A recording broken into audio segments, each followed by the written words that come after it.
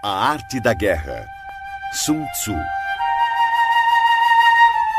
Há cerca de 2.500 anos, o general Sun Tzu escreveu este livro para dividir seus conhecimentos sobre as estratégias de guerra.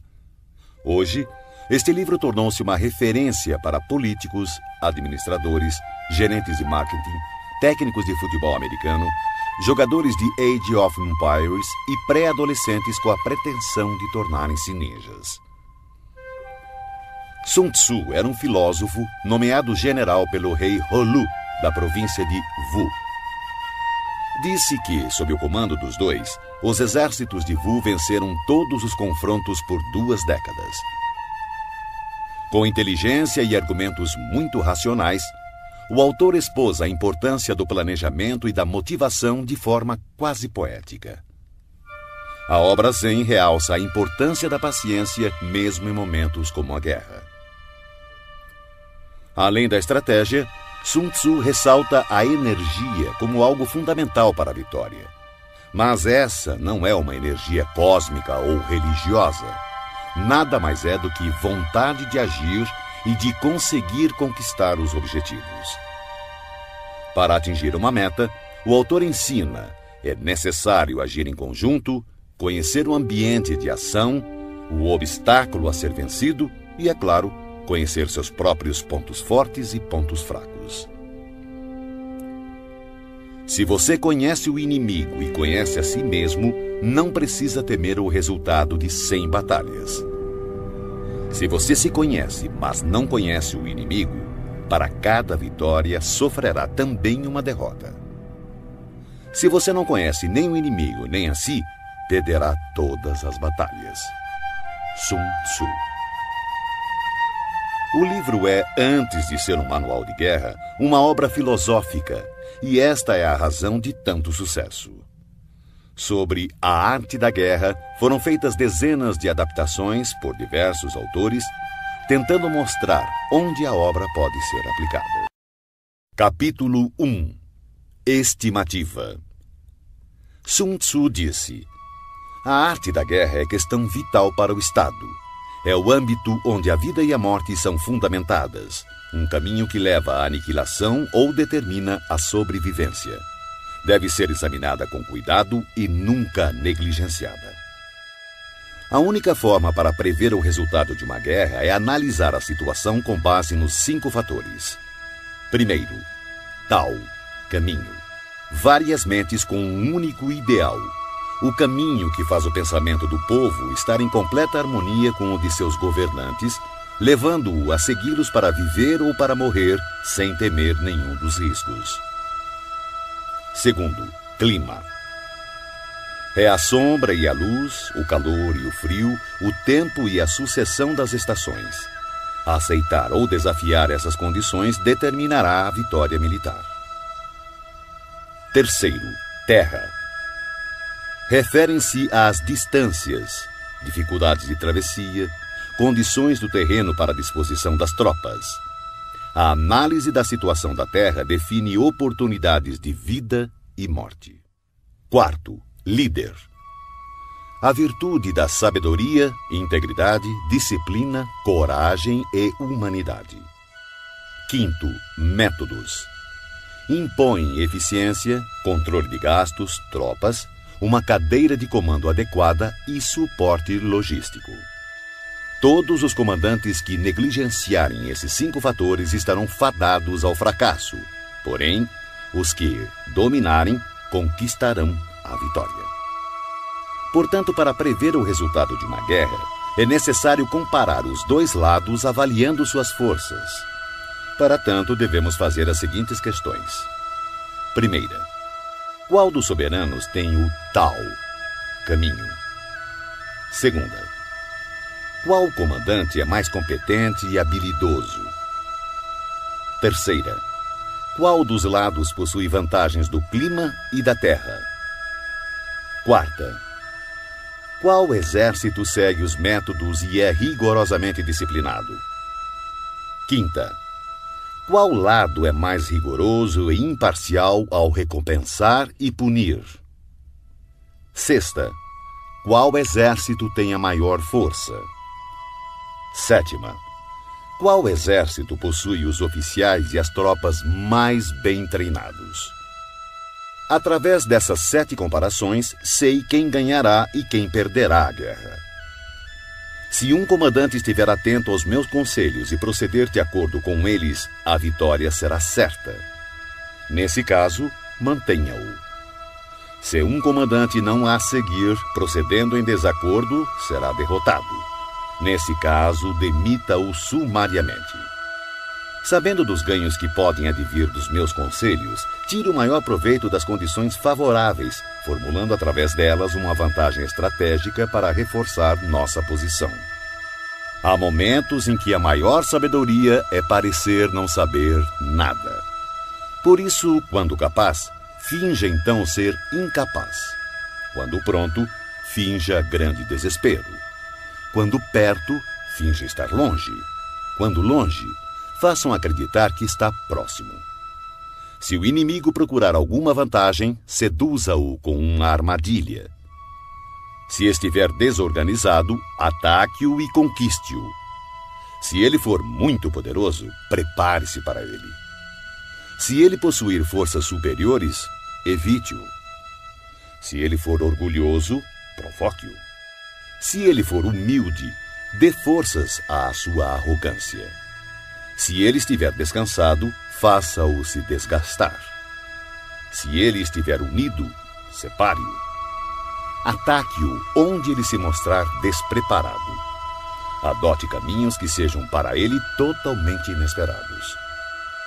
O bom estrategista, para vencer uma batalha, faz antes muitos cálculos do seu tempo, pois sabe que eles são a chave que o conduzirá à vitória.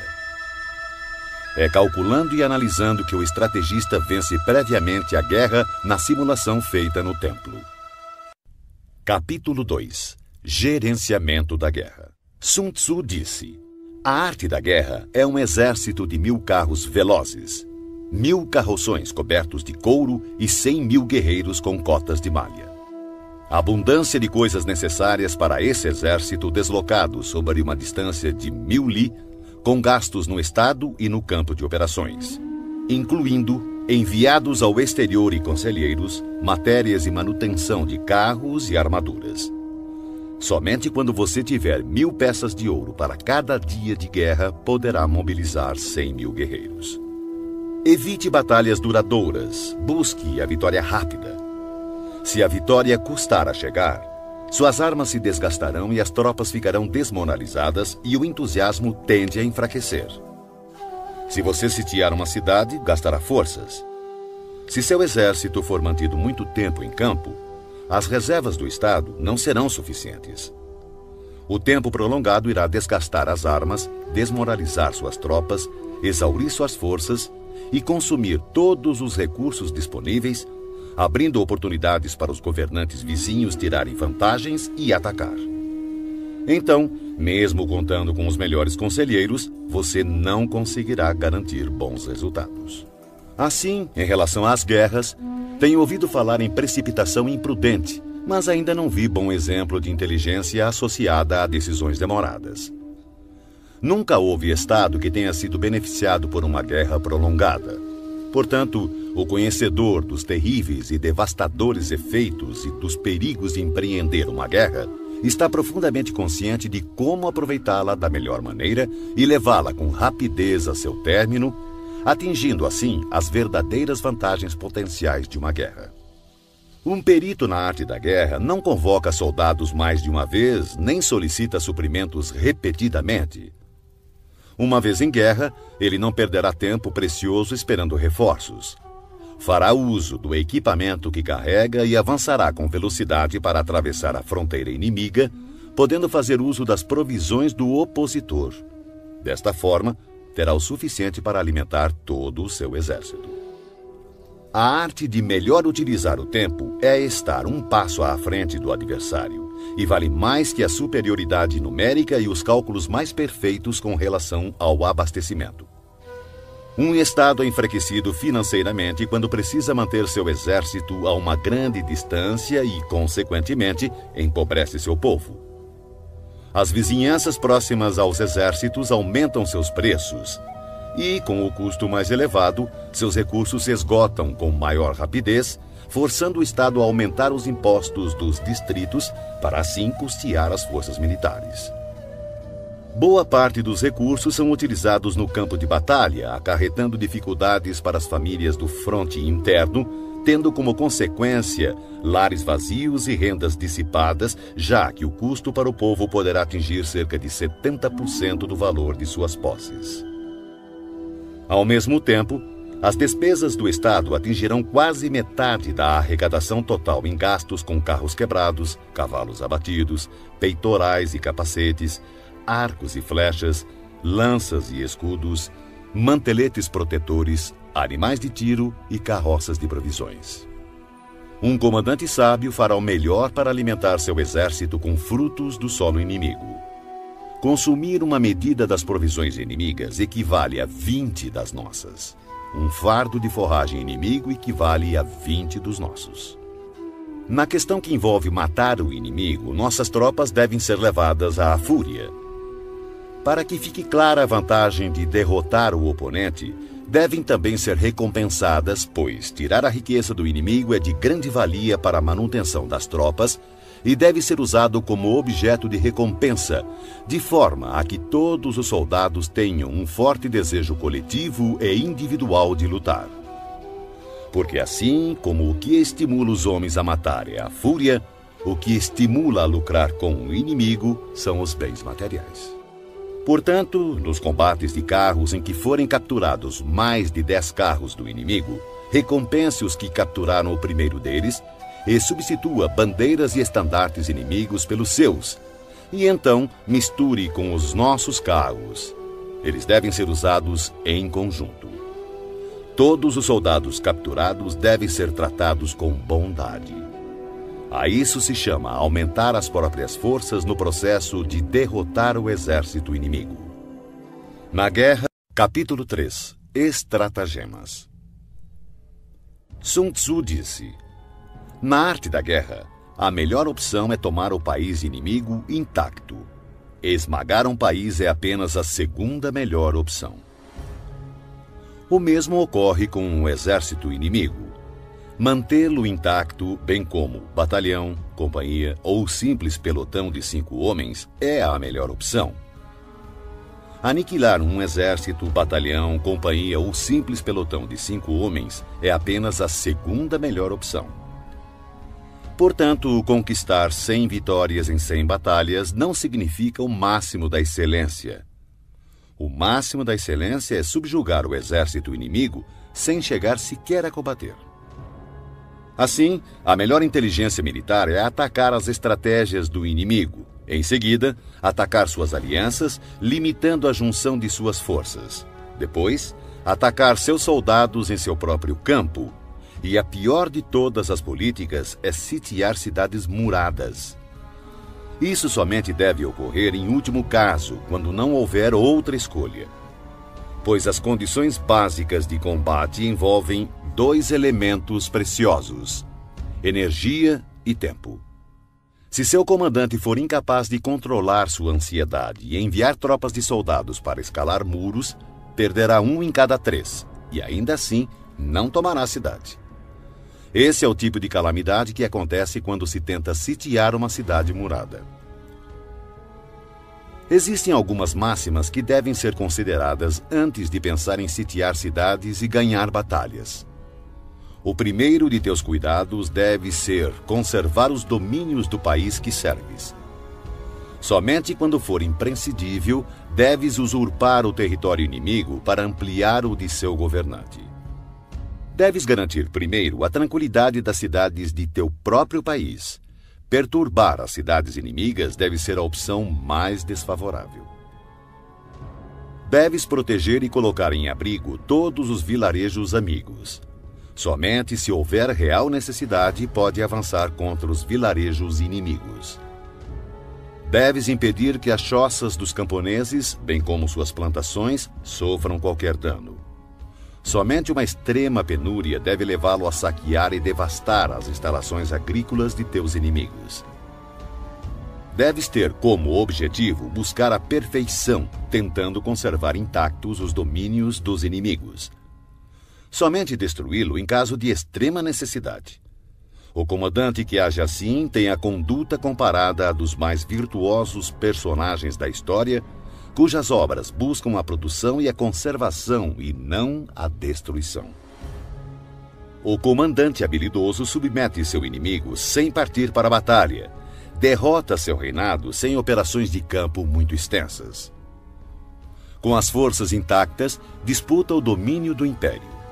Dessa maneira, suas armas não sofrerão desgastes e, sem perder um soldado, sua vitória será completa. Esta é a arte de preparar o ataque. Já a arte de usar as tropas é a seguinte: quando você tiver 10 vezes mais forças do que o inimigo, cerque-o. Quando tiver 5 vezes mais, ataque-o. Quando tiver apenas o dobro, divida-o em 2, um para atacar o inimigo pela frente e o outro para atacar pela retaguarda. Quando tiver igualdade de forças, divida a tropa do inimigo e enfrente-o. Quando for inferior em número, seja hábil para tomar a defensiva. Quando não for páreo para o inimigo, tenha a habilidade de evitá-lo. Embora um combate acirrado possa ser dado por uma força menor, esta acaba sendo capturada pela força maior. O comandante é a fundação primordial do Estado. Quando essa fundação estiver bem colocada, o Estado certamente estará forte. Quando defeituosa, o Estado certamente enfraquecerá. Existem 3 maneiras de um comandante trazer desgraça para o seu próprio exército. Primeira, ordenar um avanço ou retirada sem perceber ou se assegurar que o exército está em condições de obedecer. Chama-se isso de travar o exército. Segunda, interferir na chefia do exército, ignorando assuntos internos. Isso trará confusão aos oficiais e soldados. Terceira, permitir que as ordens que interferem na direção do exército sejam delegadas por nobres que administram o reino. Justiça e humildade são premissas com as quais se governa o Estado, mas nunca o exército. Flexibilidade e oportunismo, por outro lado, são virtudes militares e não civis. Não há pior calamidade do que ordens emanadas de um soberano sediado na corte. Tendo um comandante confundido seu exército e perdido a confiança de seus homens, as agressões dos comandantes vizinhos não tardarão. Daí a máxima: semear a desordem nas próprias fileiras é oferecer aos outros o caminho da vitória. Se um general ignorar o princípio da adaptação, não deve ser colocado em uma posição de autoridade. Um hábil empregador de homens usará o prudente, o bravo, o cobiçoso e o burro. Pois o prudente terá prazer em aplicar seu mérito. O bravo, sua coragem em ação. O cobiçoso é rápido em tirar vantagens. E o burro não teme a morte. Assim, há 5 fatores que permitem prever qual lado sairá vencedor. Primeiro, aquele que sabe quando deve ou não lutar conquistará a vitória. Segundo, aquele que compreende como lidar com a superioridade e a inferioridade numérica na disposição das tropas conquistará a vitória. Terceiro, aquele que possui superiores e subordinados unidos conquistará a vitória. Quarto, aquele que é prudente e põe em campo um exército completamente preparado contra um inimigo despreparado conquistará a vitória. Quinto, aquele que o comandante é hábil e cujos soberanos não interferem, conquistará a vitória. Sun Tzu disse: aquele que... Capítulo 4. Posições táticas. Sun Tzu disse: na antiguidade, o perito em batalha se colocava fora da possibilidade de derrota e esperava que o inimigo expusesse a sua vulnerabilidade. Garantir-nos de não ser derrotado está em nossas mãos. Porém, a oportunidade de derrotar o inimigo é dada por ele mesmo. Por isso se diz: a invencibilidade repousa na defesa, a vulnerabilidade revela-se no ataque. Manter-se e assumir posição defensiva é porque a força do inimigo é esmagadora. Porém, lançar-se ao ataque é porque a força do inimigo é deficiente. O especialista em defesa oculta a si mesmo no mais profundo e indecifrável canto da terra. O especialista em ataque desfere o golpe de cima das mais altas esferas do céu. Dessa forma, ele é capaz de, ao mesmo tempo, proteger a si mesmo e alcançar a vitória completa. Ver a vitória apenas quando ela está ao alcance da visão de todos não é o máximo da superioridade. O verdadeiro mérito está em planejar secretamente, deslocar-se subitamente, frustrar as intenções do exército inimigo e finalmente chegar à vitória sem o derramamento de sangue. Pois não requer muita força levantar a penugem de um coelho no outono, nem olhos penetrantes para distinguir o sol da lua, muito menos ouvidos apurados para ouvir o ronco do trovão. Os hábeis comandantes vencem a batalha depois de terem criado as condições apropriadas. Um comandante inteligente não apenas vence, ele se sobressai derrotando o inimigo com facilidade. Eles preveem todas as eventualidades, conhecem as situações do inimigo e não ignoram o que podem fazer e até onde podem ir. A vitória é uma decorrência natural desse saber.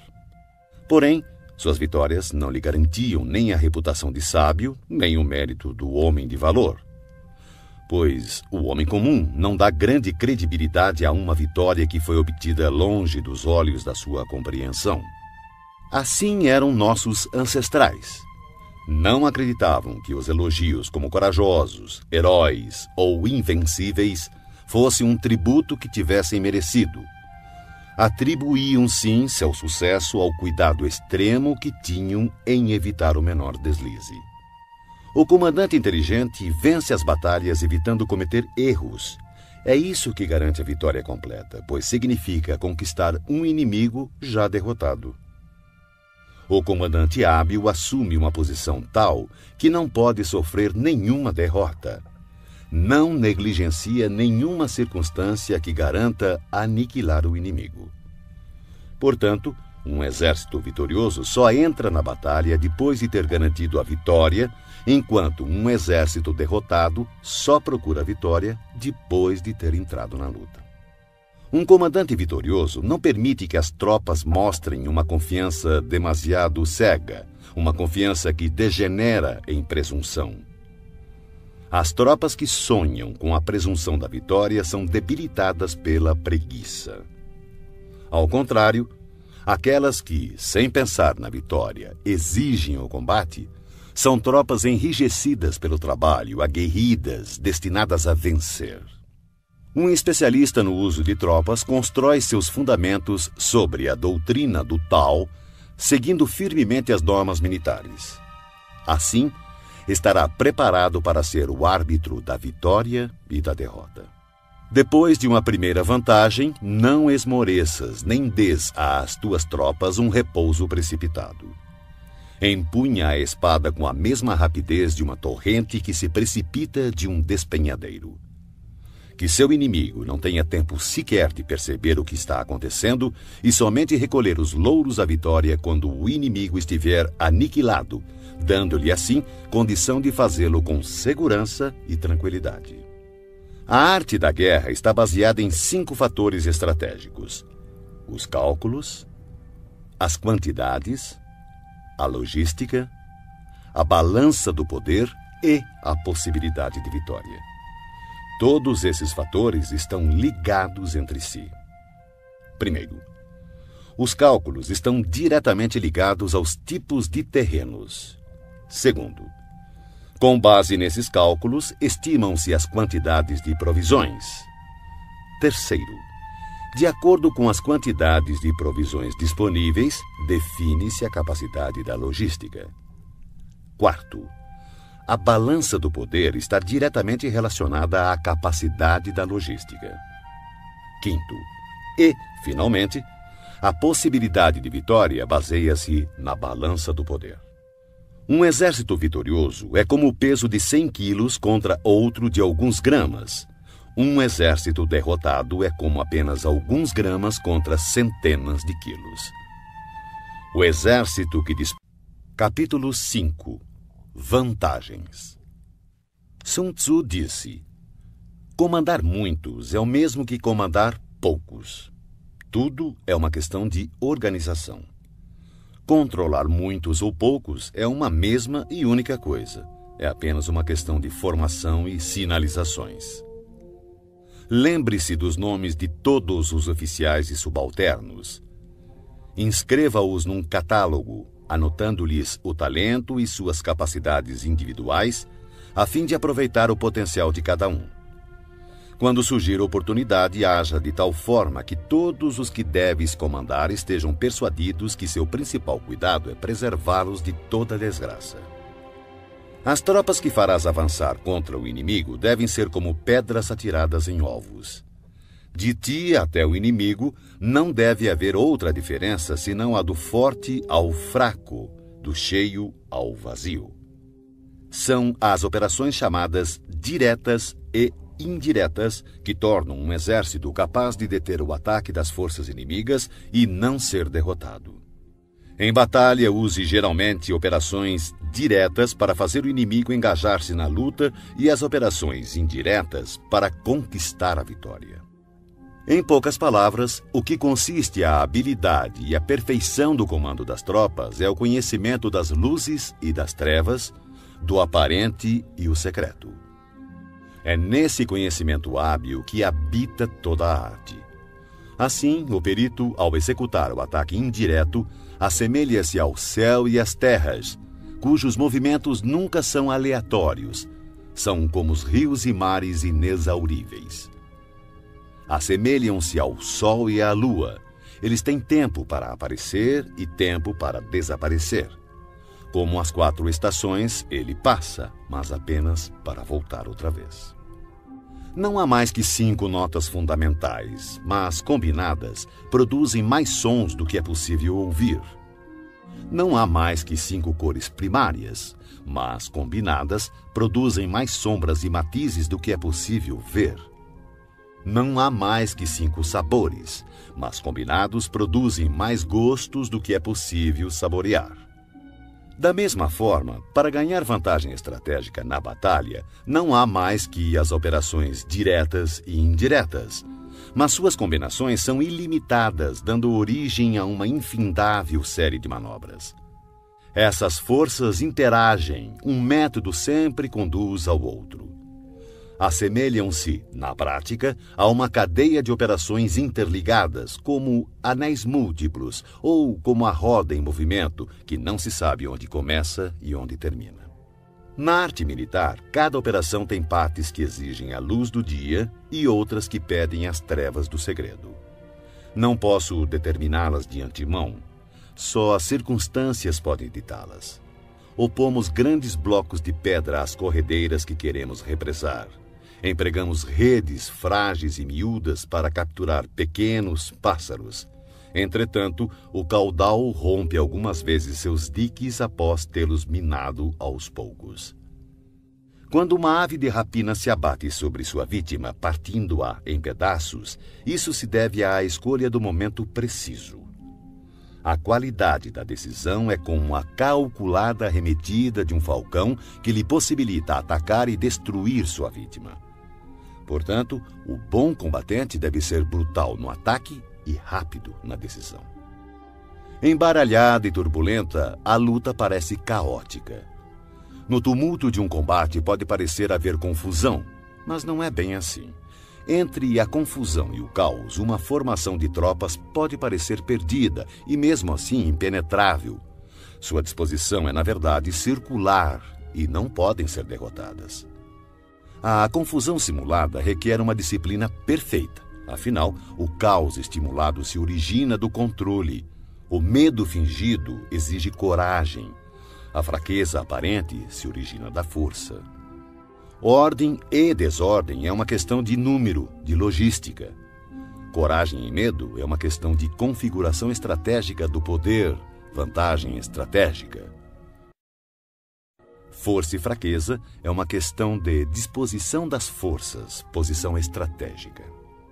O sábio comandante possui verdadeiramente a arte de liderar aqueles que souberem e sabem potencializar sua força, que adquiriram uma autoridade ilimitada, que não se deixam abater por nenhum acontecimento, por mais desagradável que seja.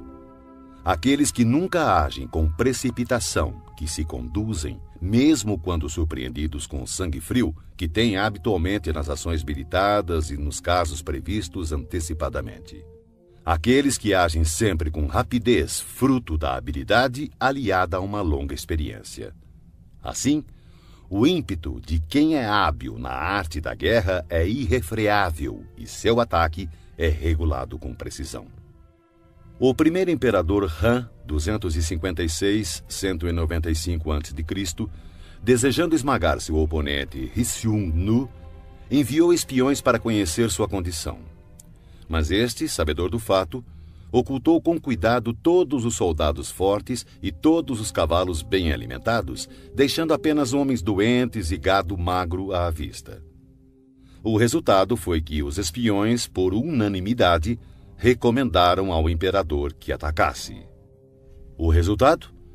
O imperador Han atacou e foi derrotado. Os espiões viram apenas velhice e doença. Isso, sem sombra de dúvida, é uma dissimulação do inimigo e atacar pode ser imprudente. Assim, quando pretende que o inimigo se movimente, o especialista se mostra e o inimigo certamente o seguirá. Ele ilude o inimigo e este acredita. Agindo dessa maneira, manipula o inimigo e assim espera por ele, armado com toda a sua força. O especialista, quando está em batalha, procura sua vitória na vantagem estratégica, não a solicita aos seus homens.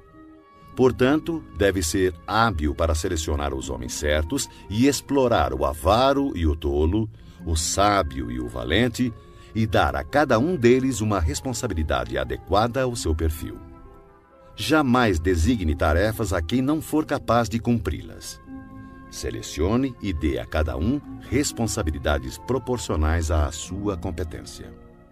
Em 341 a.C., o estado Xi, em guerra com o Wei, enviou o general Sun, que disse: "O estado Xi tem a reputação de covarde, e por esse motivo nosso adversário nos despreza.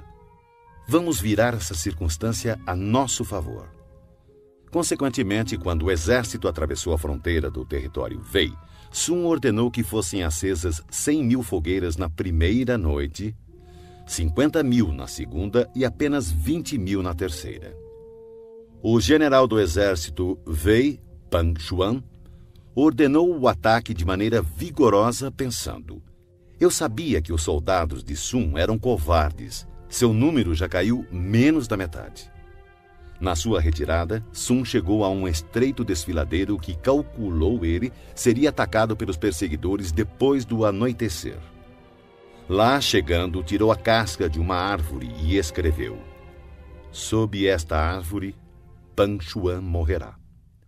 Então, quando começou a anoitecer, colocou um grupo de poderosos arqueiros emboscados nos arredores, com uma ordem de atirar diretamente se vissem uma luz. Mais tarde, Pang Xuan chegou ao local e, vendo a árvore, acendeu uma luz para ler o que estava escrito.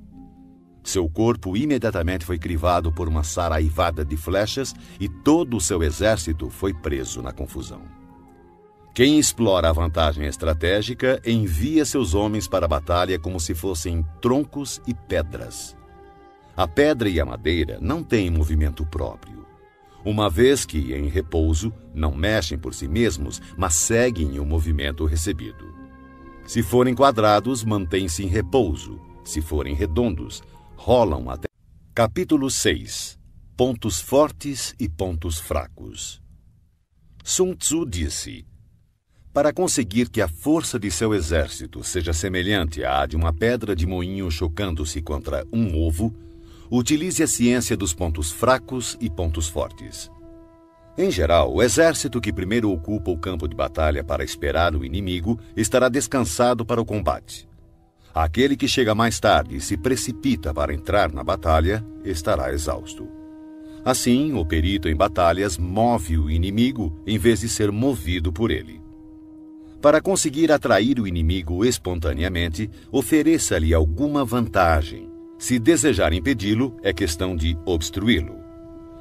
Um grande general não é arrastado ao combate, ao contrário, sabe impô-lo ao inimigo. Dessa forma, se o inimigo estiver descansando, fustigue-o. Se estiver bem abastecido de provisões, faça-o ficar faminto. Se acampado silenciosamente, force-o a mover-se atacando em posições que o inimigo deva apressar-se para defender. Marche com velocidade para lugares onde não for esperado. Um exército pode marchar por grandes distâncias sem correr riscos se o fizer por territórios onde não existe presença do inimigo. Atacar com confiança e alcançar os objetivos significa atacar aquilo que o inimigo não está esperando. Do mesmo modo, defender-se com confiança e garantir a segurança de suas posições significa defender onde o inimigo não poderá atacar. Assim, contra o especialista em ataque, o inimigo não saberá onde se defender. Contra o perito em defesa, o inimigo não saberá onde atacar. Aquele que for capaz de atacar das maiores alturas dos céus repentinamente, surpreendendo o inimigo, tornará impossível sua defesa. Assim, os lugares a serem atacados são exatamente os que o inimigo não pode defender. Aquele que for especialista em esconderijos de defesa torna impossível para o inimigo saber seu paradeiro. Assim, os lugares que ele dominar serão exatamente os que o inimigo não poderá atacar. O comandante habilidoso deve lançar mão da arte da sutileza e do sigilo, aprender a ser invisível e inaudível. Dessa forma, terá em suas mãos o destino de seus inimigos. Poderá avançar sem encontrar resistência se fizer isso contra os pontos fracos dele. E recuar se colocando a salvo da perseguição se seus movimentos forem mais rápidos do que de seus adversários. Portanto, se pretendemos nos lançar na batalha, nosso inimigo não terá escolha a não ser nos enfrentar, mesmo que esteja abrigado em altas trincheiras ou fossos profundos, porque atacaremos uma posição que ele precisará defender. Do contrário, se quisermos evitar o confronto, o inimigo não poderá nos obrigar a lutar, pois podemos evitar que ele venha ao nosso encontro. Mesmo que as marcas de nosso acampamento estejam esboçadas no chão, precisamos apenas atirar coisas estranhas e inexplicáveis em seu caminho para confundi-lo. Descobrindo a posição do inimigo enquanto ocultamos a nossa, teremos força totalmente concentrada onde ele estiver dividido. Se nosso exército estiver unido enquanto o exército do inimigo estiver fragmentado, atacaremos como um só corpo e seremos muitos contra poucos. Dessa forma, se formos capazes de golpear com uma força superior, uma força inferior, usando muitos contra poucos, qualquer um que levamos a lutar estará em situação de desespero. O lugar escolhido para a batalha não deve ser conhecido pelo inimigo, pois assim o inimigo terá de se preparar contra um possível ataque em diversos pontos e se suas forças estiverem distribuídas para defender muitas posições, qualquer unidade que enfrentarmos será pouco numerosa. Para que o inimigo possa reforçar um número de homens na frente da batalha, consequentemente enfraquecerá sua retaguarda. Se ele reforçar sua retaguarda, sua vanguarda ficará então enfraquecida. Do mesmo modo que, se fortalecer seu lado esquerdo, o direito enfraquecerá. Se fortalecer seu lado direito, o esquerdo ficará enfraquecido. Reforçar todos os lados significa enfraquecer todos os lados. A fraqueza numérica decorre da necessidade de se preparar contra possíveis ataques, à força numérica de obrigar o adversário a fazer esses preparativos contra nossos possíveis ataques. Conhecendo o local e a hora da próxima batalha, podemos nos concentrar a grandes distâncias. Mas se não pudermos prever nem o lugar nem o dia da batalha, então seu lado esquerdo nada poderá fazer a favor do seu lado direito, assim como o direito não salvará o esquerdo, nem tampouco sua retaguarda poderá salvar sua frente de batalha, nem o contrário. E tanto mais será assim quanto mais distante estiverem os seus reforços. Ainda que o inimigo possua a força numérica a seu favor, é possível evitar que ele inicie combate contra nosso exército. Analise os planos de batalha do exército inimigo para ter conhecimento de suas fraquezas e de suas probabilidades de sucesso.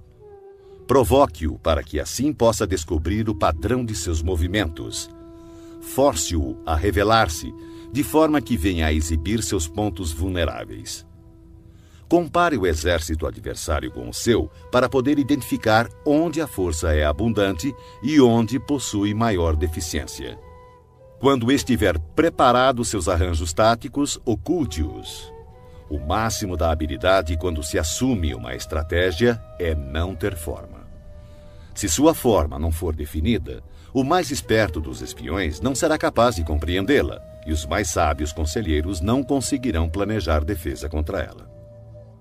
Mesmo que todos possam ver as táticas individuais empregadas para conquistar, quase ninguém consegue entender a estratégia através da qual se obtém a vitória total. O movimento das tropas deve ser comparado ao fluxo das águas, que corre do ponto alto do terreno para os pontos mais baixos. Assim, no caminho da vitória, seu exército deve evitar os pontos fortes do inimigo e procurar atacar onde ele demonstrar maior fraqueza. A água modela seu curso de acordo com a natureza do solo por onde passa, e o exército deve preparar sua vitória de acordo com o inimigo que enfrenta. Assim, a água não mantém sua forma constante.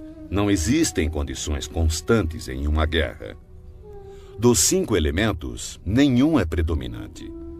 Das 4 estações, nenhuma dura para sempre. Há dias curtos. Capítulo 7. Manobras. Sun Tzu disse: na guerra, o general que recebe suas ordens do soberano deve concentrar suas forças e transformar seu exército em um conjunto harmonioso, mobilizando o povo. Depois, instalar as tropas em lugar vantajoso. A grande dificuldade de manobrar exércitos para a luta está em transformar uma longa e tortuosa estrada em caminho mais conveniente e em transformar a adversidade em vantagem. Dessa forma, transforme a estrada do inimigo em longa e tortuosa. Haja de forma dissimulada, engane-o com a ilusão de ganhos fáceis. Isso equivale a compreender a estratégia de transformar o inconveniente em correto. A manobra tanto pode ser uma fonte de vantagem quanto um perigo. Por essa razão, se um exército tivesse que levantar acampamento e recolher suas armaduras às pressas em marcha forçada de 1000 li sem parar, em busca da conquista de uma vantagem, todos seriam feitos prisioneiros. Seus homens mais fortes estariam longe da vanguarda, os exaustos ficariam para trás e, em média, somente 1/10 das forças chegaria à meta. Se tivesse que viajar 50 li em tal ritmo para obter vantagem, o comandante da força de avanço estaria perdido e somente a metade das forças chegaria à meta. Se tivesse que viajar 30 li em tal ritmo para obter alguma vantagem, apenas 2/3 das forças chegariam à meta. Um exército sem equipamento e provisões perecerá, sem sombra de dúvidas. Somente mantenha alianças com os estados vizinhos depois de conhecer a fundo as intenções dos seus soberanos. E a menos que conheça a configuração de um terreno, suas montanhas, pântanos, florestas e acidentes naturais, você não deve colocar seus exércitos neles, a não ser que utilize guias locais para obter alguma vantagem. Pratique a dissimulação, recorra a manobras enganosas.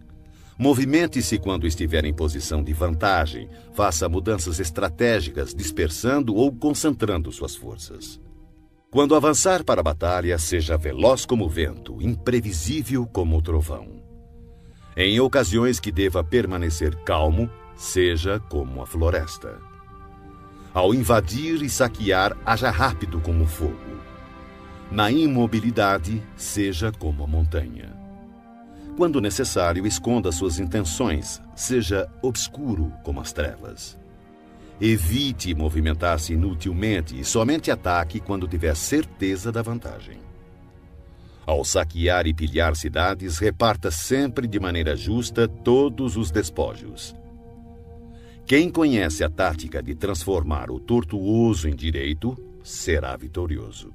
Essa é a arte de manobrar. A maneira de dar ordens e fazer com que essas sejam cumpridas é de extrema importância para a vitória de um exército. Você encontrará no livro dos planos militares que em determinadas ocasiões a maioria dos teus homens não poderá te ver nem ouvir. Os tambores e as bandeiras devem substituir tua presença e tua voz. Assim, em combate noturno, faça uso dos tambores, e durante o dia use as bandeiras e estandartes.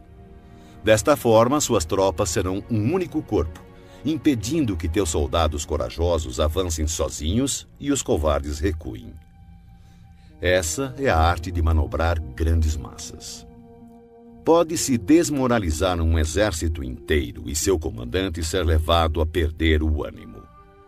Na manhã da guerra, a moral do inimigo está elevada. Ao meio-dia, começa a enfraquecer, e à noite sua mente está voltada para o retorno ao acampamento. Por isso, o comandante sábio evita um inimigo com a moral em alta e ataca-o quando moroso e inclinado a retornar. Essa é a arte de administrar humores. Disciplinado, o bom comandante usa sua própria ordem para esperar pela desordem do inimigo, usa sua calma para esperar por seu clamor. Essa é a arte de conservar o autodomínio. Se perceberes que o inimigo está animado e descansado, espera que o entusiasmo arrefeça e ele se vergue sob o peso do cansaço. Então, usa suas tropas descansadas e bem alimentadas. Essa é a arte de administrar a força. Não inicies um combate quando o inimigo apresenta disposições perfeitas de suas bandeiras e estandartes. Não lance o ataque sobre o exército inimigo ordenado e disciplinado em suas formações. Essa é a arte de controlar as condições mutáveis. Portanto, não ataque o inimigo que ocupar o terreno alto, nem aquele que tiver uma colina às costas. Não persiga um inimigo que finge recuar. Não obstrua um inimigo que volta para casa. Capítulo 8. Contingências.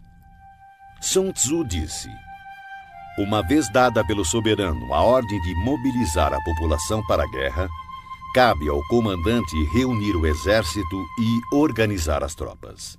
Seguindo ao encontro do exército inimigo, deve-se evitar acampar em locais difíceis e em locais de boas estradas deve-se buscar aliados. Não perder tempo em locais isolados, ter planos de contingência quando em posições propícias a emboscadas e avançar contra o inimigo em terreno do qual não haja saída, são táticas precisas para a garantia de uma boa batalha. Há estradas que não devem ser percorridas, exércitos que não devem ser atacados, cidades que não devem ser assaltadas, terras que não devem ser contestadas e ordens do governo que não devem ser obedecidas. Portanto, o comandante que compreender as vantagens da arte da mudança e não se ater a uma maneira única de comandar, mas sim adaptar-se às circunstâncias variando suas táticas para enfrentar o exército inimigo, saberá como comandar seus soldados. Ao contrário, se seus métodos de comando forem flexíveis e suas decisões forem tomadas de forma mecânica, ele não é digno de comandar seus soldados e, por mais que esteja familiarizado com o território, não será capaz de pôr em prática seus conhecimentos e tirar o máximo de seus homens. O comandante sábio deve considerar a combinação de ganho e perda, deve ter discernimento das reais vantagens em situações difíceis e confiar nos seus esforços. Se for capaz de perceber as vantagens prováveis, as dificuldades poderão ser resolvidas. Um general deve conhecer bem as vantagens e desvantagens frente ao inimigo, buscar o enfraquecimento dos comandantes hostis, infligindo-lhes importantes perdas, trabalhando sem cessar para prejudicar-lhes. Poderá fazê-lo de diferentes formas, corrompendo seus melhores homens, introduzindo traidores em seu meio, fornecendo motivos de cólera uns contra os outros, fazendo com que saiam quando conviria que ficassem acampados e permaneçam tranquilos quando esperam ser atacados. A arte da guerra nos ensina a não contar com a possibilidade do inimigo não vir, e sim estar preparado para ele. Não depender do inimigo não atacar, mas depender principalmente de estar em uma posição invulnerável. Há 5 defeitos perigosos que podem afetar um general. São erros que podem derrotar a prudência e a bravura de um comandante. Primeiro, se ele tiver um temerário descaso pela vida. Um general que se expõe sem necessidade, que parece buscar os perigos da morte, é um homem precipitado. Segundo, se ele tiver um cuidado excessivo em conservar a própria vida e por esse motivo não ousa e sim dá mostras de covardia, poderá ser facilmente capturado. Terceiro, se tiver temperamento volúvel. Um general que perde facilmente o controle e se deixa levar pela cólera será ludibriado pelo inimigo através de provocações e cairá em emboscadas sem perceber. Se for suscetível à honra, um general não deve se ofender de forma intempestiva. Por querer reparar a honra por qualquer insulto, poderá perdê-la. Quinto, se conservar uma compaixão excessiva por seus soldados. Um general deve punir seus soldados com severidade quando necessário, ministrar castigo e trabalho com discernimento, ou poderá ser facilmente desrespeitado. Esses 5 perigosos traços demonstram falhas graves de um comandante e devem ser cuidadosamente evitados, pois são, sem dúvida, os motivos que levam à derrota de um exército e à morte de seu comandante.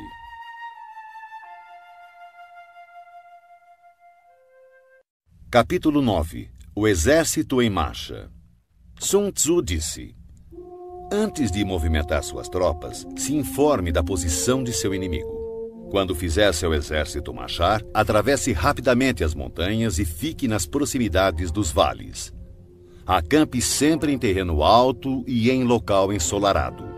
Quando travar combate em colinas, não suba ao topo para alcançar o inimigo. Sempre que for necessário atravessar um rio, afaste-se rapidamente da margem e jamais o atravesse em presença do inimigo. Caso contrário, o inimigo esteja cruzando um rio, não vá ao seu encontro dentro da água. Espere. E só ataque quando a metade de sua tropa concluir a travessia. Desta forma, terá mais vantagem no combate. Na travessia de pântanos, sua maior preocupação deve ser sair deles o mais rápido possível, pois além da grande dificuldade de conseguir provisões nestes locais, são terrenos baixos e expostos ao ataque. Se for forçado a combater em um pântano, procure ocupar as orlas, evite adentrar no terreno e, se houver floresta nos arredores, situe-se de costas para elas. Em terras planas e secas, procure se posicionar de forma que seu flanco direito e sua retaguarda fiquem próximos de alguma elevação no terreno. A ideia é ter terras perigosas à frente e seguras atrás. Quando estiver com sua tropa em movimento, o mais importante é buscar as vantagens naturais do terreno que estiver ocupando. Em geral, os exércitos preferem os terrenos altos e ensolarados, pois nestes comida e água são mais acessíveis. Essas condições certamente favorecem uma vitória. Quando as chuvas formarem uma torrente e engrossarem os rios, não arrisque a travessia. Espere que as águas retomem seu curso natural. Evite regiões onde há penhascos com rios que correm no fundo, lugares fechados, moitas espessas e gargantas estreitas. E, se não for possível, abandone esses lugares rapidamente. Enquanto nos afastamos, devemos atrair o inimigo para esses locais e talvez ele caia nos perigos que acabamos de nos esquivar. Tenha cuidado também com lugares cobertos de matos e de pequenos bosques, lagos cercados de plantas aquáticas e charcos cheios de junco. São locais próprios para emboscadas e esconderijo de espiões traiçoeiros. Estando perto destes lugares, não se movimente antes de fazer um reconhecimento de toda a área. Portanto, devo afirmar, mais uma vez, que independente do acampamento ser bom ou ruim, deve-se buscar as vantagens de cada terreno. Além disso, deve-se ficar atento ao inimigo, envie espiões ao longo do caminho e decifre todos os movimentos do adversário. Se o inimigo estiver próximo e ainda assim se manter em silêncio, ele não está ocupando uma posição estratégica. Se estiver distante e tentar provocar um combate, ele quer que avancemos. Se ele estiver acampado em terreno plano, com certeza está protegido por alguma vantagem. Se houver movimento entre as árvores de uma floresta, fique atento.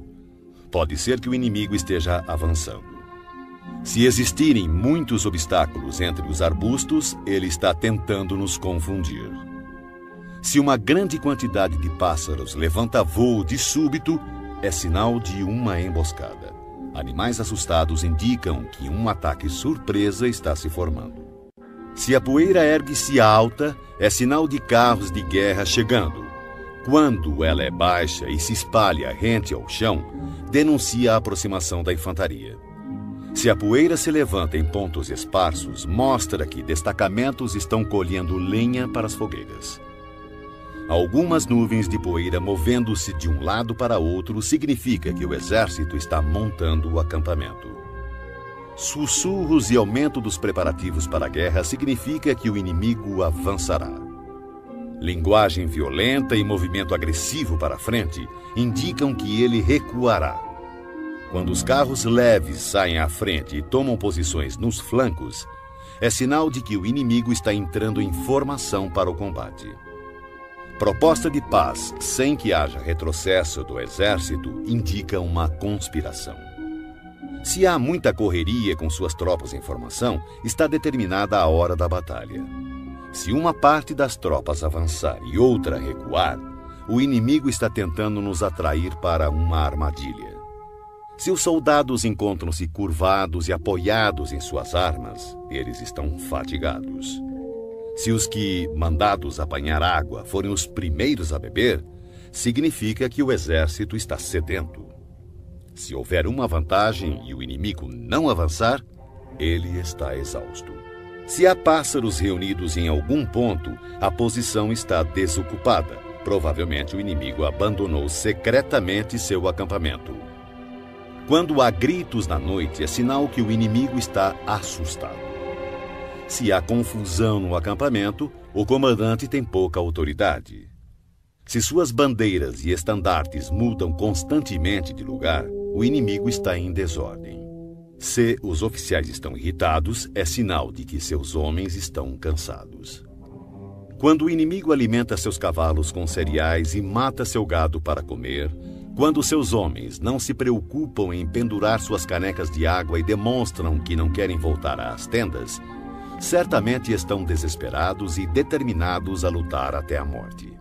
Quando há soldados sussurrando em grupinhos e seu comandante falando em voz mansa e vacilante, revela inimizade entre superiores e subordinados. Recompensas em demasia significam problemas. Seu comandante teme pressionar seu exército por conta de motins e oferece gratificações para manter seus soldados de bom humor, certamente ele perdeu o respeito de seus homens. Quando há castigos em excesso, o inimigo enfrenta dilemas terríveis com o relaxamento da disciplina, podendo o comandante perder o controle e irromper violentamente contra seus subordinados para obrigar-lhes a cumprir o dever. Se os soldados forem punidos antes mesmo de se afeiçoarem ao chefe, não demonstrarão respeito. Portanto, os soldados devem ser tratados primeiramente com humanidade, porém, mantidos sob controle e disciplina. Isso irá garantir sua lealdade. Para isso, os comandos devem ser consistentemente reforçados durante o treinamento. Por fim, se o inimigo enviar um emissário com palavras conciliadoras, Ele quer cessar as hostilidades. Atenção ao inimigo enraivecido que está preparado para confrontar-se com você por longo período sem travar batalha nem abandonar sua posição. Considere-o com o maior cuidado. Em uma guerra, devemos ter claro que não são os números que proporcionam a vantagem de um exército sobre o outro. Capítulo 10. O terreno.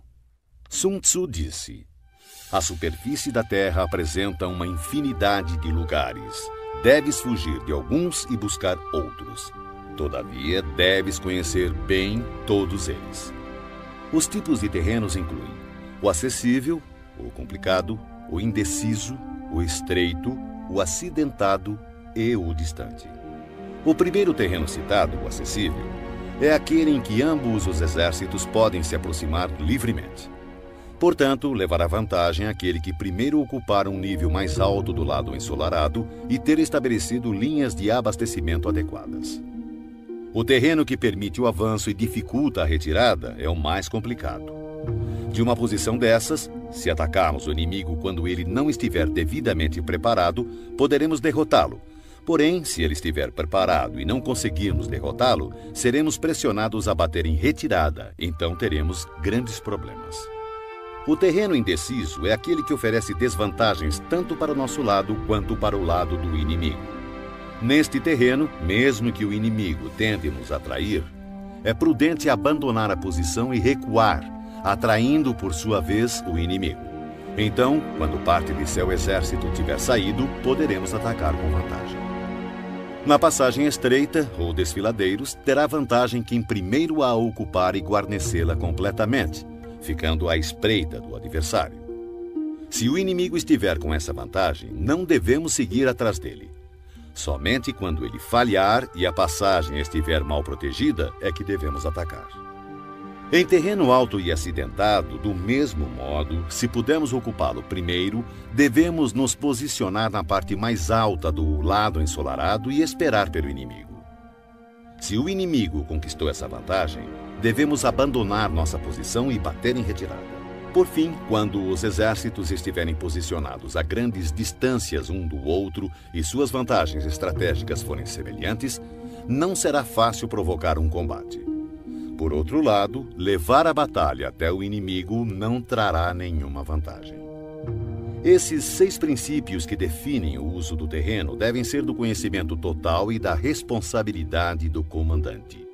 Shang Yu conta a seguinte passagem de Pei Hsing-hsien, 619-682 d.C., mandado numa expedição punitiva contra as tribos Turkic.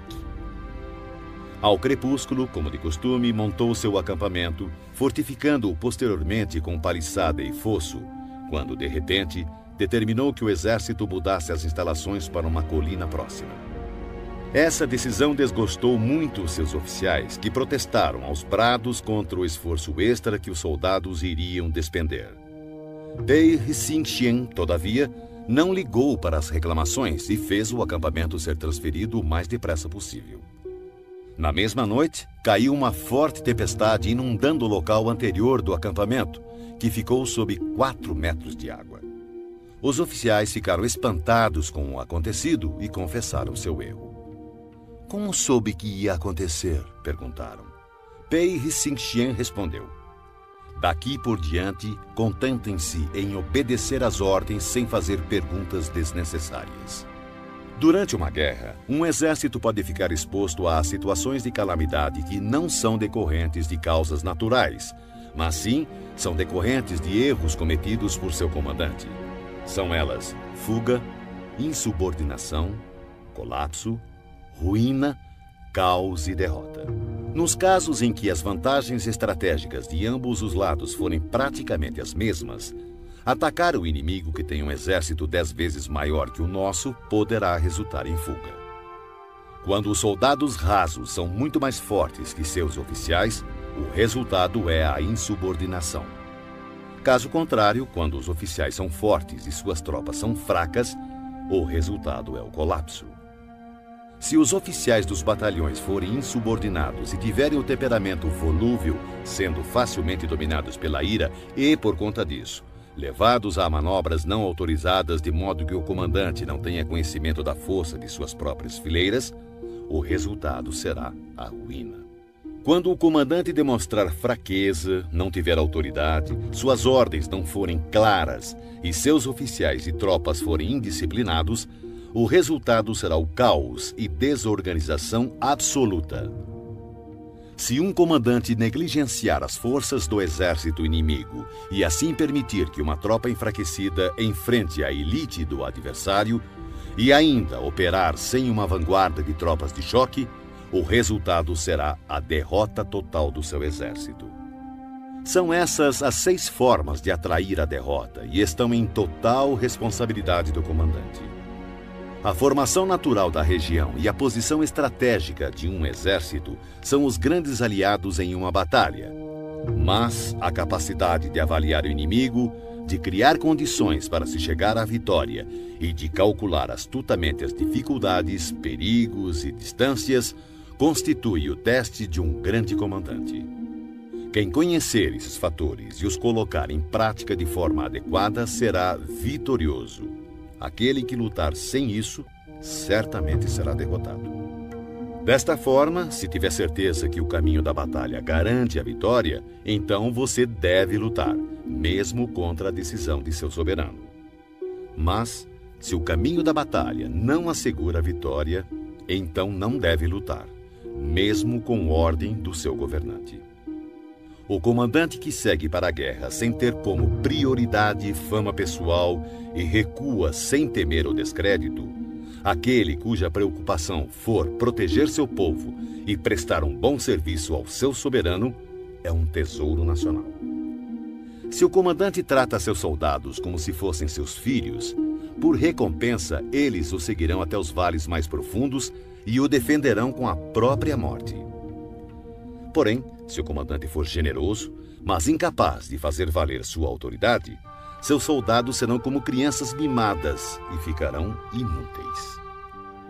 Se soubermos que nossas tropas estão prontas para atacar, mas ignorarmos que o inimigo não está vulnerável, chegaremos apenas a meio caminho da vitória.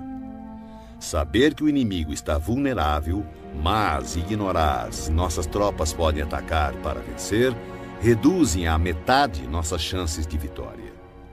Saber que o inimigo está vulnerável e que nossas tropas estão prontas para atacar e vencer, e ainda assim ignorarmos que o terreno não nos favorece, novamente reduz nossas chances de vitória.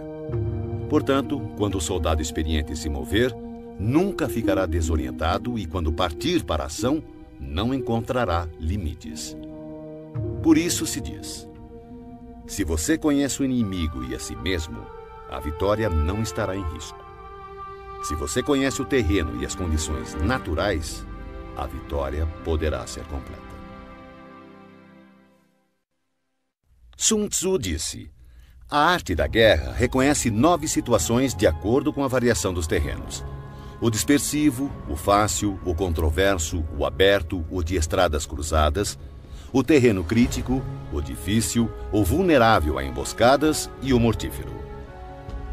Quando um comandante está lutando perto de suas próprias fronteiras, este é um terreno dispersivo, porque estando os soldados perto de suas casas e ansiosos para reverem suas famílias, ficam esperando a primeira oportunidade dada por um combate para espalharem-se por todos os lados. Quando as tropas penetrarem apenas um pouco no território do inimigo, chamamos de terreno fácil, porque, embora terreno hostil, não está a grande distância e será fácil retroceder na primeira oportunidade. A região que não oferece muitas vantagens para ambos os lados é chamada de terreno controverso. São terrenos-chave e devem ser disputados. A região ou território onde ambos os lados têm total liberdade de movimentação é chamada de terreno aberto, locais que comunicam-se com o exército inimigo e com as zonas de retirada. Terrenos de estradas cruzadas são territórios que fazem fronteiras com muitos estados, portanto possuem cruzamentos estrategicamente vitais. O primeiro a atingi-lo terá a vantagem de fazer aliança com outros estados. Quando um exército tiver penetrado em território hostil, deixando para trás cidades fortificadas, este é um terreno crítico. Denominamos terreno difícil toda região trabalhosa de atravessar, sejam florestas, montanhas, pântanos, desertos ou precipícios. Regiões pelas quais o acesso só é possível através de estreitos desfiladeiros, de forma que uma pequena quantidade de inimigos é suficiente para atacar nossa força principal, são considerados terrenos vulneráveis a emboscadas ou ataques.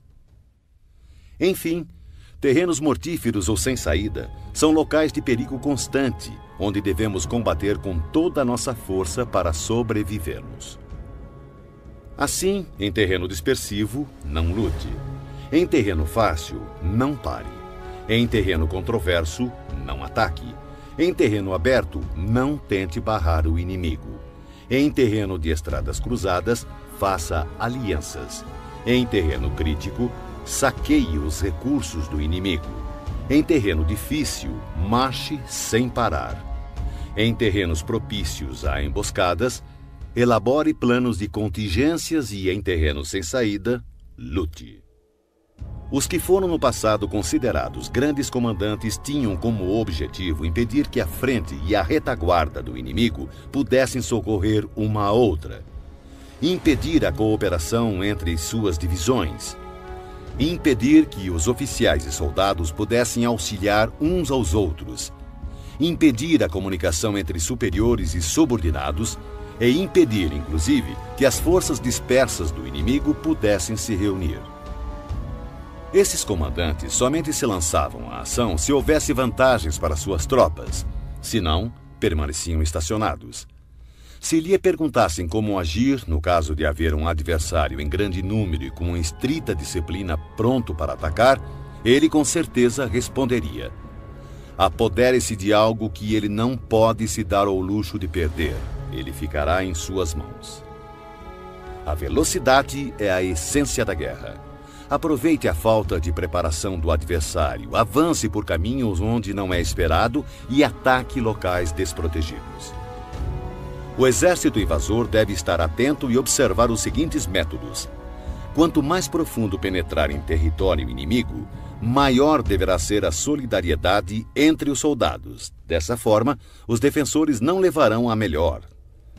Saqueie os campos férteis do inimigo para suprir suas tropas de alimentos. Cuide do bem-estar de seus homens e não os sobrecarregue. Mantenha seu exército sempre em movimento. Coloque suas tropas em situações sem saída. Seus homens preferirão morrer a fugir. Uma vez lutando desta forma, darão o máximo de si e não terão medo, mesmo se caírem no mais desesperado cerco. Se não houver onde se refugiarem, todos continuarão firmes. Assim, sem precisar ser mandados, seus homens estarão em constante alerta, cumprirão seus deveres e serão fiéis e disciplinados. Portanto, no dia em que esses homens forem ordenados a partir para o combate, talvez chorem, porém não por medo, mas porque todos estão dispostos a vencer ou morrer. Em 73 d.C., quando Pan Shao chegou a Shang-Quang, rei do país, recebeu-o a princípio com grande polidez e respeito. Mas, logo após, seu comportamento sofreu uma mudança súbita e ele tornou-se descuidado e indiferente. Pan Shao comentou com seus oficiais: repararam que os modos educados de Quang sumiram? Só pode significar que chegaram mensagens dos bárbaros do norte e que Quang ficou indeciso, sem saber de que lado se põe. Certamente é esse o motivo. O homem inteligente pode perceber as coisas antes delas acontecerem. Chamou imediatamente um dos nativos que fora posto ao seu serviço e preparou-lhe uma armadilha. O homem acabou revelando tudo. Pan Shao convocou uma reunião geral de seus oficiais e começou bebendo com eles. Quando o vinho lhes havia subido ligeiramente à cabeça, testou mantê-los mais excitados, falando-lhes assim: senhores, estamos no interior de uma região isolada, ansiosos por obter riquezas e glórias através de uma grande proeza. Ora, acontece que um embaixador do Riciúnu chegou a este reino há apenas alguns dias, e o resultado foi que o trato respeitoso que nos foi dado pelo nosso anfitrião real desapareceu. Se esse enviado dominá-lo, tomar nossa força e levar-nos para Risium-Nu, nossos ossos serão pasto dos lobos do deserto. Que faremos? Unanimemente, os oficiais responderam: diante do perigo de vida que corremos, seguiremos nosso comandante vivos ou mortos. Não se alcança sucesso nas batalhas a menos que os soldados tenham sagacidade e objetivos em comum e, mais importante ainda, espírito de cooperação. A causa primária pela qual deve-se conduzir um exército é estabelecer um padrão unificado de coragem. Assim, o bom comandante conduz suas tropas como se conduzisse um homem pela mão. Dessa forma, essa pessoa não pode deixar de segui-lo. Um grande comandante deve ser calado, assegurando o sigilo. Deve ser justo e honesto, mantendo a ordem. Deve manter o povo na ignorância quanto aos seus planos. Alterando seus planos, ele mantém o inimigo no escuro. Mudando seu acampamento, evita que o inimigo preveja seu objetivo. No momento crítico, age como se, após subir uma grande altura, joga-se a escada fora, leva seu exército para o interior do território inimigo. Ao invadir um terreno hostil, a regra geral é que penetrar profundamente no território do exército inimigo dá coesão. E se a invasão for superficial, mais facilmente seus homens se dispersarão. Quando sair de seu próprio terreno e levar suas tropas além de suas fronteiras, você estará em terreno isolado. Quando estiver vulnerável por todos os lados, você estará em um terreno de estradas cruzadas. Quando à sua frente houver um estreito desfiladeiro, você estará em um território propício a emboscadas. Quando estiver sem saída, você estará em um terreno mortífero. Portanto, em terreno disperso, deve unir suas tropas. Em terreno fácil, mantenha ligações estreitas entre as tropas. Em terreno competitivo, deve-se acelerar a marcha. Em terreno aberto, dê mais atenção à defesa. Em cruzamento, reforce as alianças. Em terreno crítico, mantenha uma linha permanente de abastecimento. Em terreno difícil, continue sempre avançando. Em terreno vulnerável, bloqueie as passagens de acesso. E, finalmente, em terreno mortífero, lute até a morte. Antes de firmar aliança com estados vizinhos, procure conhecer as intenções de seus soberanos. E somente disponha seu exército nessas terras com o auxílio de um guia local, pois é preciso estar familiarizado com a geografia do local a fim de transformar empecilhos naturais em vantagens estratégicas. A seguir, fatores que não devem ser ignorados por um exército digno de um rei. Ofereça recompensas grandiosas, dê ordens extraordinárias e você comandará o exército inteiro como se fosse um único homem. Dê tarefas às tropas, mas não revele suas reais intenções. Coloque-os frente a frente com o perigo, mas não revele as vantagens. Coloque suas tropas em situações de vida ou morte, em terrenos sem saída. Só assim continuarão vivos. Somente quando se encontram em real perigo, os homens aprendem a transformar derrota em vitória. O sucesso da guerra está em estudar cuidadosamente as intenções do inimigo. Se ele mostra inclinação para avançar, atraia-o. Se deseja recuar, deixe que ele leve adiante sua intenção. No dia em que for feita a declaração de guerra, bloqueie todas as passagens, destrua os registros oficiais e proíba qualquer contato com emissários do inimigo. Reveja todos os seus planos com urgência e rigor e finalize sua estratégia. Se o inimigo mostrar alguma vulnerabilidade, avance sobre ele. Conquiste algo que seja de grande importância para seu adversário e não permita que ele saiba qual será o momento de seu ataque. Siga a estratégia determinada, mas procure se adaptar aos movimentos do exército inimigo para garantir o resultado da batalha.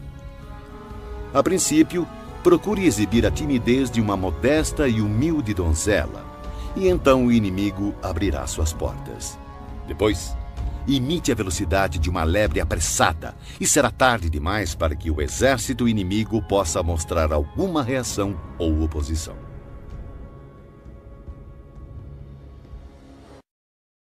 Capítulo 12. O ataque pelo fogo. Sun Tzu disse: existem 5 meios de atacar com fogo.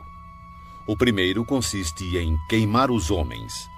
O segundo, queimar as provisões. O terceiro, queimar transportes e equipamentos. O quarto, queimar arsenais e depósitos. E, por último, lançar fogo contínuo sobre o inimigo. Para iniciar um ataque com fogo, deve-se manter sempre preparado um material inflamável e aguardar que o tempo e as circunstâncias estejam favoráveis. Deve-se observar que a época mais adequada para o uso do fogo são os períodos quentes e secos. Há ainda os dias mais propícios para o alastramento das chamas, são aqueles em que a lua estiver passando pelas constelações da cesta dos ventos, do muro, das asas e da plataforma do carro, pois estas constelações determinam dias ventosos. No ataque com fogo, deve-se estar preparado para variar a maneira de agir de acordo com as mudanças de situação, que podem ser 5. Primeira, quando o fogo invadir o acampamento do inimigo, deve-se esperar uma reação imediata. No entanto, se as tropas inimigas permanecerem em silêncio mesmo com o lavrar do fogo, contenha seu ímpeto e não ataque. Segunda, se logo após ateares fogo observar que as chamas ganham altura e, se puder atravessá-las, ataque e não dê ao inimigo a chance de apagá-las. Se não puder atravessar as chamas, permaneça onde está. Terceira, se for possível iniciar um ataque com fogo estando fora do campo inimigo, não entre em suas fronteiras, mas assegure-se de atacar no momento mais adequado. Quarta, considere sempre a direção do vento, atacando em seu favor. Jamais ataque contra o vento ou vai sofrer tanto quanto o inimigo.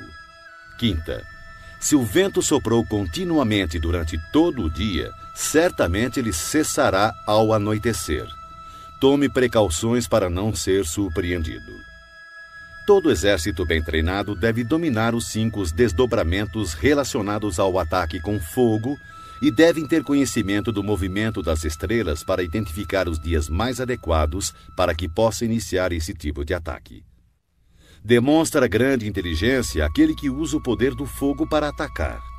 Os que usam a água conseguem um acréscimo de força, mas não são eficientes em privar o inimigo de suas provisões. A água será bem utilizada para interceptar e ilhar o inimigo. As diferentes maneiras de combater com fogo proporcionam uma plena vitória, mas é preciso saber colher os frutos ou todo esforço será uma perda de tempo. É de grande importância também reconhecer o mérito de teus homens e recompensá-los, pois se tuas tropas só enfrentarem dificuldades e trabalho sem o devido reconhecimento, perderás o respeito de teu exército.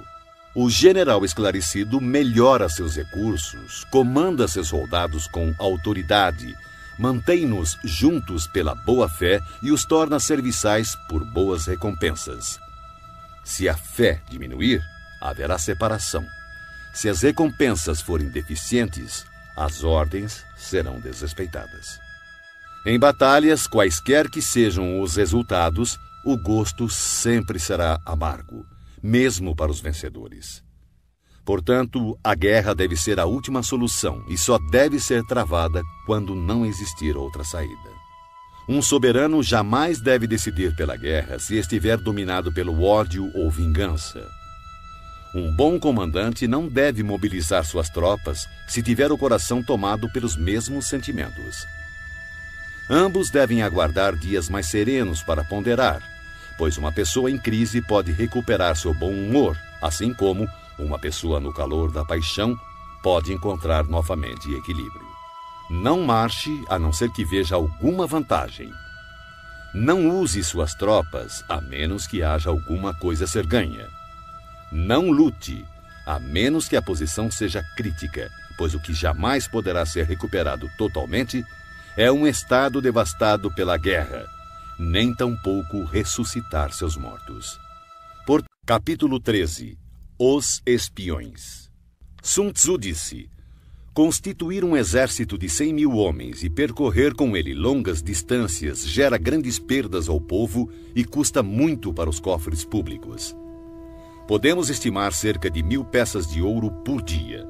Isso acarretará distúrbios internos e externos, homens cairão exaustos nas estradas e cerca de 700.000 famílias terão dificuldades de manter seus trabalhos nos campos. Uma guerra pode durar anos. A vitória é decidida em um único dia. Portanto, continuar na ignorância a respeito da condição do inimigo para poupar quantias em dinheiro é um ato extremo de desumanidade. Não lamente o dinheiro empregado para corromper traidores e obter informações do campo inimigo. O que possibilita ao soberano inteligente e seu comandante conquistar o inimigo e realizar façanhas fora do comum é a previsão, conhecimento que só pode ser adquirido através de homens que estejam a par de toda a movimentação do inimigo. Por isso, deve-se manter espiões por toda parte e informar-se de tudo. Existem 5 tipos de espiões que podem ser usados: espiões locais, agentes internos, agentes duplos, espiões dispensáveis e espiões indispensáveis. Quando os 5 tipos de espiões estão ativos e ninguém pode descobrir o sistema secreto, chama-se a isso teia imperceptível.